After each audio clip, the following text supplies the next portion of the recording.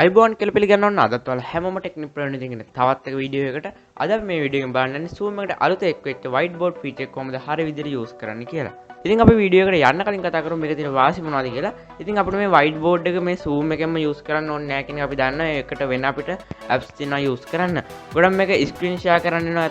එතකොට අපි Zoom එකෙන් පිටින් whiteboard එක use කරනවා. ඒ කියන්නේ Zoom එකේ තියෙන whiteboard එක නැතුව වෙන එකක් use කරනවා නම් අපිට යන data ප්‍රමාණය වැඩි. ඉතින් Zoom එකේම තියෙන whiteboard එක use කරාම screen share කරද්දී data ප්‍රමාණය අඩු නිසා අපිට මේ screen share එක lag නොවි ගොඩක් දුරට කරගෙන යන්න පුළුවන්. ඉතින් ඒක තමයි මේකේ තියෙන වාසිය. එහෙනම් ඉතින් තවත් කතා කරන්න යන්නේ නැහැ වීඩියෝ එක ගිහිල්ලාම බලමු.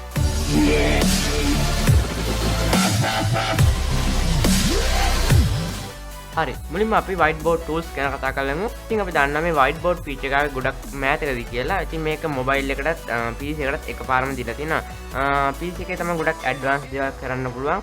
ඉතින් මෙතනදි වෙන්නේ screen share කිරීමම තමයි. ඔයාලා පුළුවන් මෙතන මුලින්ම whiteboard එකක් හදාගෙන ඉන්නේ. ඒ කියන්නේ අපි whiteboard එක මොනවද වෙන්න ඕනේ කියන template එක අපිට හදාගන්න වෙනවා. ඉතින් මම whiteboard feature එක on කරගන්නවා.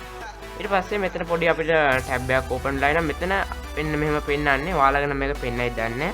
මෙතන පෙන්නන්නේ අපි මීට කලින් කරපු template එක. ඒ කියන්නේ අපි මීට කලින් whiteboard use කරලා තියාගත්ත ඒවා තමයි කියන්නේ හදාගත්ත දේවල් තමයි මට පෙන්නන්නේ. මෙතන මගේ නම තියෙනවා. ඒ මම හදාගත්ත meeting එකේ නමත් එක තමයි පෙන්නන්නේ. අපිට ඕන new whiteboard එක මෙතනින් open කරගන්න පුළුවන්. මෙතන whiteboard ගොඩක් තියෙනවා නම් ඔයාලට මෙතන search කරලා හොයාගන්න පුළුවන්. ඒ වගේ තමයි අපිට මේ අපි හදන whiteboard එක අපේ participant ලට edit කරන්න පුළුවන් වෙන හදන්න ඕන නම් ඔයාලට මෙන්න මේකට tip එකක් දාන්න තියෙන්නේ. ඒ වගේ තමයි මෙතන all participant can edit කියන එක ඕන නම් ඔයාලට වෙනස් කරලා all participant can view කියන එක විතරක් දෙන්න පුළුවන්. මේක දුන්නාම participant ලට මේ whiteboard එක බලන්න විතරක් පුළුවන්. මෙන්න මේක දුන්නොත් participant ලට මේක edit කරන්න පුළුවන්. අපි ආයෙත් හිතපු තැනට ගමු. ඊට පස්සේ මෙතන ඔයාලට කැමති ටෙම්ප්ලේට් එක තෝරගන්න පුළුවන්. ඔයාලා දැන්ට ඒක කරන්න යන්න එපා. මේ වීඩියෝ එක කියා දෙන්න නිසා new whiteboard කියන එක තෝරලා open and collaborate කියන එක දෙන්න. ඊට පස්සේ මෙන්න මේ විදිහට අපි whiteboard එක open වෙනවා. මෙතන ඔයාලට left side එකෙන් බලා ගන්න පුළුවන් පොඩි tools එකක් තියෙනවා. මෙන්න මෙතනින් පෙන්නන්නේ mouse cursor එක.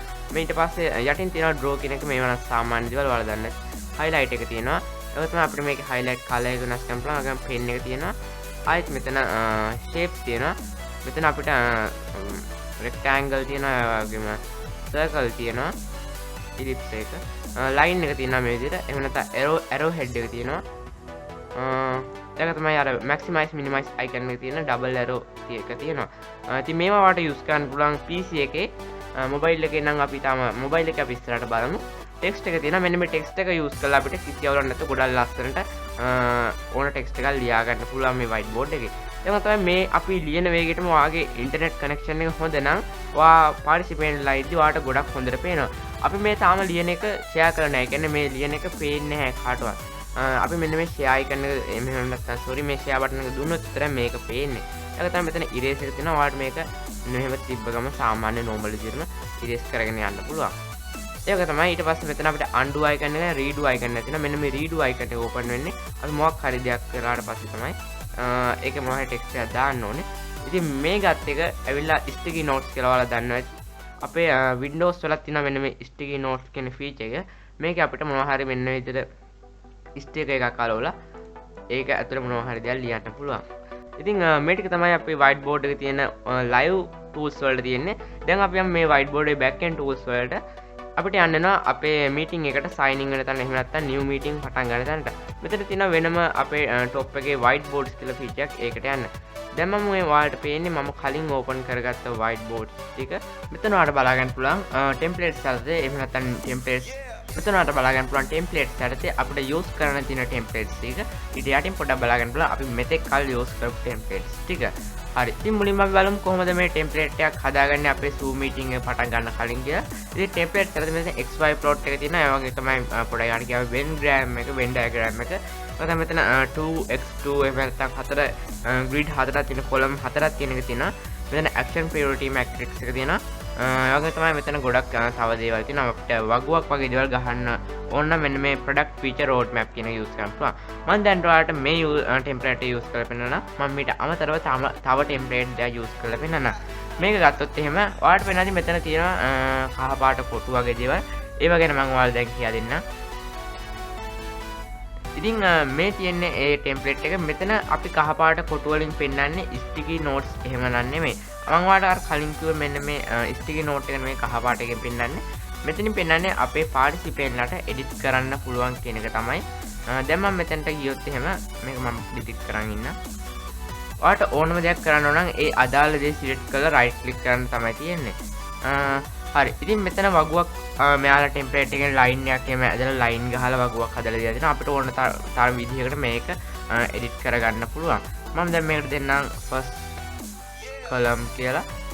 එයාගෙන් තමයි අපිට මේ ටෙක්ස්ට් එක ලොකු කරගන්න පොඩි කරගන්න පුළුවන්. මේකේ font size එක මම දෙනවා 48 කියලා. ඊට පස්සේ ඔයාලට පේනවා මේක ගොඩක් ලොකු වෙලා ආවිල්ලා තියෙනවා. ඊට පස්සේ මෙතන අපිට ඕන තව ඕන විදිහකට එඩිට් කරගන්න පුළුවන්. මෙතන පොඩි පැරග්‍රාෆ් එකකුත් තියෙනවා. ඒ පැරග්‍රාෆ් එකත් අපිට size එක ඕන විදිහකට මෙන්න මේ විදිහට එඩිට් කරගන්න පුළුවන්. මම දැන් පොඩ්ඩක් ඒක ඔයාලට ඩිස්ප්ලේ එකේ මැදට අරන් පෙන්නන්න. ඊට පස්සේ අපිට මේකේ මේ විදිහට ඕන විදිහට එඩිට් කරගන්න පුළුවන්. මේකේ size එක නැත්නම් මේකේ color එක මේක transparent එක මේක නැත්නම් fill color එක වගේ දේවල් ඕන දෙයක් වෙනස් කරන්න පුළුවන්. ඊට පස්සේ අපිට මේකේ තාම මෙයාලා මේ feature එකට font එක වෙනස් කරන එක දීලා නැහැ. ඒ කියන්නේ මේ අදාළ අපි දැන් මේ set කරපු text එකට අදාළ font එක වෙනස් කරන්න පුළුවන් වෙන feature එක මෙයාලා දීලා නැහැ. මම හිතන්නේ මෙයාලා update එකකින් මේක දෙයි. දැන් අපිට ඕන මේ අදාළ තෝරගත්ත paragraph එකේ text එක align එක තියෙන විදිය කරන්න පුළුවන්. මෙතන justify එහෙම නැත්නම් align එක center මැදට එන විදියට දෙන්න පුළුවන්. align එක right වම් පැත්තට දකුණු පැත්තට එන විදියට දෙන්න පුළුවන්. align එක left තමයි මෙයාලගේ normal තියෙන්නේ. ඉතින් ඔය විදිහට තමයි paragraph එක edit කරන දේවල් තියෙන්නේ. දැන් අපි යන් අපේ participant ලගේ පැත්තට. මෙතන තියෙන මෙන්න මේ කහ පාට එකෙන් අපි දැන් මෙතන තියෙන අපි මෙහෙම වගුවක් ගහලා දෙන්නේ. අපේ participant ලට මේක fill කරන්න ඕන නිසානේ. ඉතින් දැන් අපි හිතමු මේකට answer එකක් මොනවා හරි ලියන්න ඕන නම් මේක මම zoom කරන් ඉන්න. මේකට මොනවා හරි answer එකක් ලියන්න ඕන අපිට ගන්න තියෙන participant මේක ලියන්න පුළුවන්. participant මෙතන තෝරගෙන එයාගේ ටෙක්ස්ට් එකක් තියෙනවා නම් ඒක ලියන්න පුළුවන්. එහෙම නැත්නම් එයාගේ name එක තියෙනවා නම් name එක දෙන්න පුළුවන්. එහෙම නැත්නම් මොනවා හරි අංක තියෙනවා නම් අංකයක් දෙන්න පුළුවන්. ඉතින් දීලා එයාට පුළුවන් මේක save කරලා තියාගන්න මේ විදිහට. ඊට පස්සේ අපිට පුළුවන් ඒක පොඩ්ඩක් අපේ mouse එක හව වෙදීම නැත්නම් mouse එක ළඟට ගෙනියද්දි මෙන්න මෙතනින් ඒක කරේ කවුද ඒක edit කරේ කවුද කියලා නම පෙන්නනවා. ඉතින් ඒ විදිහට තමයි participant ලට හරියන විදිහට මේක share කරගන්නේ. ඉතින් මේ basic එක වෙන නැත්නම් මේ structure එකමයි හැම template එකකම තියෙන පොඩක් පෙන්වීම විතරයි වෙනස් වෙන්නේ. අපිට ඕන නම් මේ තියෙන වගුව එහෙම නැත්නම් මේ තියෙන විදිහ නැතුව ඕන නම් fitting වගුවක් හදාගන්න පුළුවන්. මේ විදිහට lines ගහලා එහෙම මෙන්න මේ විදිහට තව අපිට lines ගහන්න පුළුවන්. මෙහෙම ගහලා normal විදිහට අපේ වගුව හදාගන්න පුළුවන්. ඉතින් ඒ දේ තමයි අපිට මේක use කරන්න පුළුවන්. ඔයාලට මේක template නැතත් normal විදිහට use කරගන්න පුළුවන්. හරි එහෙනම් මම ඔයාලට මේකේ තව දෙයක් කියලා දෙන්න. අපි දැන් මේ whiteboard එකත් එක්ක වැඩ කරද්දී අපේ zoom එක නෙමෙයි අපි මේ වැඩ කරන්නේ. ඒ කියන්නේ zoom tab එකෙන් එළියට ගිහලා තමයි වැඩ ගන්න. එතකොට මොනවා හරි ගොඩ දෙනෙක් කියන දෙයක් තමයි hostලා ගොඩක් කියනවා. අපි screen share කරද්දී අපිට එන chat එකේම පෙන්වන්නේ නැහැ කියලා. ඉතින් මෙයාලා ඒකත් fix කරලා තිනවා මෙතනදී. ඔයාලට බලා ගන්න පුළුවන් මෙතන තියෙනවා comment කියලා. ඒකෙදි ඔයාලට එවන හැම chat එකම මෙන්න මෙතනට copy වෙලා පෙන්නනවා. ඉතින් ඒකත් ගොඩක් හොඳ දෙයක් මේකේ. හරි. ඉතින් ඔයා හිතන්න අපිට අපේ මොනවා හරි දෙයකට image එකක් import කරන්න ඕන නැහැ. ඒ කියන්නේ අපේ මොනවාම හරි template එකකට වගුවකට එහෙම නැත්නම් මොනවා හරි background එකට template එකක් sorry image එකක් import කරන්න ඕන නම් අපිට ඒකත් මේ feature එකේ දීලා තිනවා. මෙන්න මේ template එක මම ඔයාලට අරන් පෙන්නන්න පොඩ්ඩකට. මෙතන මට ඕනේ යම්කිසි image එකක් import කරන්න. මෙතන මේ feature එකේ තියෙන වැදගත්කම කියනවා නම් අපිට මේකේ admin ට වගේ එහෙම නැත්නම් hostත් මේකේ images import කරන්න පුළුවන් වගේ තමයි ඒකේ use කරන participant ලටත් images use කරන්න පුළුවන්. මම දැන් මෙන්න මේ tab එක ගිහලා ඔයාලා දකින්න නැති එක ගත්ත විදිය මේකට ගිහලා image ගිහිල්ලා අදාළ image එක තෝරගන්නවා. ඊට පස්සේ ඒ image එක අපේ මේ whiteboard එකට load වෙන්න ගන්නවා. හරි. දැන් මේ image එක load ලා ඉවරයි. අපිට පුළුවන් මේක ඕන විදිහට drag and drop කරගන්න. මේක උඩින් text එකක් දාගන්න. මෙන්න මේ විදිහට මම දැන් text එකක් දාලා පෙන්නන්නම් ඔයාලට. ඊට පස්සේ අපිට ඕන නම් මේ text එක අර කලින් විදිහටම වෙනස් කරගන්න පුළුවන්. ඉතින් මේ විදිහට තමයි ඕන දෙයක් මේකේ change කරගන්න තියෙන්නේ. ඉතින් මේ text එකට මම දෙනවා white color එක. ඊට පස්සේ මේකේ font size එක වෙනස් කරනවා 36ට විතර. මේකට bold කරනවා. මේක italic කරන්න පුළුවන්. ඒකට තමයි underline text කරන්නත් පුළුවන්. මම මේක bold විතරක් කියලා දිනවා. ඊට පස්සේ අපි මේකේ line එක වෙනස් කරගමු. දැන් අපි මේක ඕන විදිහට drag and drop කරලා හදා ගන්න පුළුවන්. ඉතින් මේ විදිහට තමයි image එකක් import කරන්න. මම හිතනවා මෙයාලගේ ඉස්සරහට මීට වඩා features එයි කියලා. ඉතින් ඔයාලට හිතෙන ඇති ඔයාලට හිතෙන ඇති මේකේ අනිත් templates වලත් කරන්න තියෙන දේවල් මොනවද කියලා. ඉතින් මේ වගේ ඩයග්‍රෑම් වල මේ වගේ තියෙන XY plot වල නැත්නම් පස්තාර වලට යූස් කරන්න තමයි ගොඩම මේක නම් තියෙන්නේ. ඒ වගේම මෙන්න මේ ටෙම්ප්ලේට් එක ගත්තොත් එimhe අපිට යූස් කරන්න පුළුවන් අපේ කුලක වගේ දේවල් වලට, ඒ කියන්නේ ගණන් වල තියෙන දේවල් වලට. මේකත් ඒ වගේම එකක් තමයි බුල්ස් අයි කියන එක. මෙයාලා ටෙම්ප්ලේට් හදලා දීලා තියෙන අපේ වැඩ විලේජ් වෙන්න. මෙන්න මේ true truth and lie කියන එක අපිට අපේ පාර්ටිසිපන්ට්ලත් එක්ක group work එකක් කරනවා නම් එහෙම නැත්නම් group practical එකක් කරනවා නම් use කරගන්න පුළුවන්. ඉතින් මේක තමයි ගොඩක්ම බේසික් විදිහට තියෙන මේ අපේ ටෙම්ප්ලේට්ස් වල. ඉතින් මම හිතනවා ඔයාලා මොනවා හරි දෙයක් whiteboards ගැන දැනගන්න ඇති කියලා. හරි, දැන් අපි බලමු කොහොමද අපි අර කලින් හදාගත්ත ටෙම්ප්ලේට් එක එහෙම නැත්නම් අපි හදාගත්ත whiteboard එක මෙන්න මේ Zoom එකට share කරගන්න කියලා. whiteboards යන්න පුළුවන්. ඊළඟ අපි හදාගත්ත ටෙම්ප්ලේට්ස් ටික මෙතන ඕන විදිහකට තියෙනවා. මම දැන් මෙතනට යනවා මෙන්න මේ අපේ වගුව කියන ටෙම්ප්ලේට් එකට. ඊට පස්සේ මේක open කරලා blade දුන්නාට පස්සේ මේක අපේ මොකද්ද අපේ Zoom එකට share වෙනවා. දැන් ඊට පස්සේ මෙතන ඔයාලට නැති ඔයාගේ whiteboard එක share වෙලා කියලා පේනවා. ඔයාලට නම් මේක කැමති කෙනෙක්ට share කරන්න පුළුවන්. මෙතන මම දැන් ඔක්කොම share වෙන එක තමයි දාලා තියෙන්නේ.